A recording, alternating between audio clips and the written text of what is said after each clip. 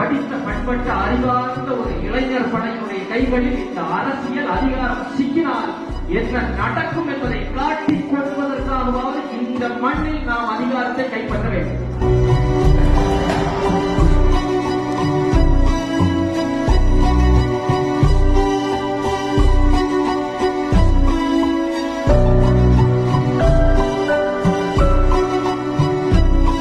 கிள்ளியூர் தொகுதி தமிழ்